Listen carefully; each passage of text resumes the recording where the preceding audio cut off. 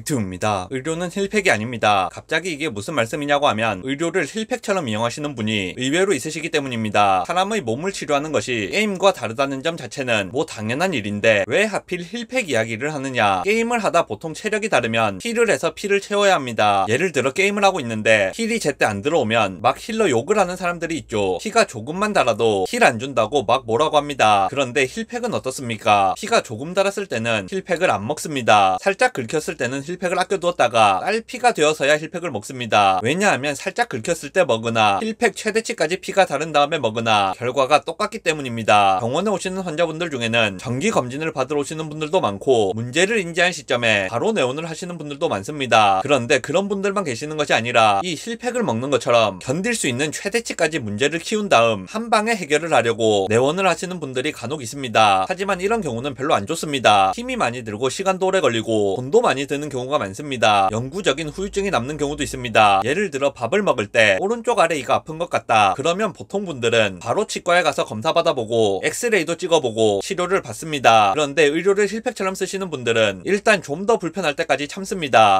참다 못 견딜 때쯤 되면 한 방에 해결을 하려고 그제서야 치과에 가는 겁니다. 하지만 의료는 힐팩이 아니기 때문에 한 방에 해결이 안 됩니다. 제가 생각할 때는 이런 식으로 의료를 이용하시는 분들에게 크게 세 가지 정도의 문제가 생기는 것 같습니다. 먼저 그 문제 자체의 문제입니다. 치아로 치면 문제가 있는 치아의 문제입니다. 문제가 작았을 때는 간단하고 저렴하게 치료할 수 있고 치아 삭제량도 적은 경우가 많고 치주 문제는 간단한 스케일링 정도로도 해결할 수 있는 경우도 많습니다. 하지만 그걸 방치해서 진행하도록 두면 내원 횟수도 많아지고 그러니까 그만큼 시간도 걸리고 비용도 많이 나가게 되고 치아를 많이 깎아야 되거나 치아 수명이 줄어들거나 뽑아야 하는 경우까지도 생길 수 있습니다. 고통도 당연히 훨씬 더 큽니다. 힐팩을 먹으면 문제가 한 방에 빵 해결이 되는데 현실 치료는 그게 불가능하기 때문에 병원에 간다고 해서 즉시 문제가 해결되지 않습니다. 또 다른 문제가 있는데 어차피 치료는 개별로 들어간다는 점 때문에 발생하게 됩니다. 그러니까 피가 1 달았을 때 힐팩을 먹거나 피가 199 달았을 때 힐팩을 먹거나 힐팩 용량이 200 정도만 되면 게임상으로는 똑같은 효과를 볼 수 있죠. 하지만 의료에 대해서는 이렇게 여러 개를 묶어서 한 번의 터치로 해결할 수가 없습니다. 평소에 고혈압이 있던 사람이 팔이 부러져서 병원에 갔다고 해서 고혈압까지 같이 낫는 게 아닙니다. 고혈압은 고혈압대로 관리를 받아야 하고 팔 부러진 건 팔 부러진 것대로 따로 치료를 받아야 하는 겁니다. 그러니까 힐팩은 문제를 어느 정도 모아서 한 번에 쓰면 그만큼 이점이 생기게 되는데 현실의 문제는 문제를 모아서 치료를 받는다고 해도 어차피 각각 별개로 치료를 해야 하기 때문에 이점이 없는 겁니다. 오히려 문제들끼리 나쁜 쪽으로 시너지를 만들거나 문제가 악화되어 더 힘들어지게 됩니다. 제가 생각하는 마지막 문제는 문제를 쌓아서 병원을 찾게 되면 환자분이 힘들다는 겁니다. 그냥 버티는 것도 힘들고 치료 과정도 힘들어지게 됩니다. 게임에서는 피가 1이 남아도 당장 죽지만 않으면 퍼포먼스가 떨어지지 않습니다. 피 1 남은 시즈탱크의 공격력은 풀피 시즈탱크의 공격력이랑 똑같습니다. 다른 게임들에서도 대부분 마찬가지라 아무리 피가 조금 남았어도 스킬 그대로 다 쓸 수 있고 뭐 뛰어다니고 날아다니고 다 할 수 있죠. 그리고 힐팩을 먹으면 딱 해결이 다 됩니다. 하지만 현실에서는 그렇지 않습니다. 오른쪽 아래 치아가 많이 썩어서 아픈 분이 있다고 생각해 보겠습니다. 이분이 일주일 간격으로 5번 내원해서 해당 치아를 치료하기로 했습니다. 그럼 이분은 한 달 정도 오른쪽을 못 쓰니까 한동안 왼쪽으로 씹으면서 밥을 먹을 수 있겠죠. 일상생활에 큰 지장이 없을 수 있는 겁니다. 그런데 만약 이분이 치과를 가지 않고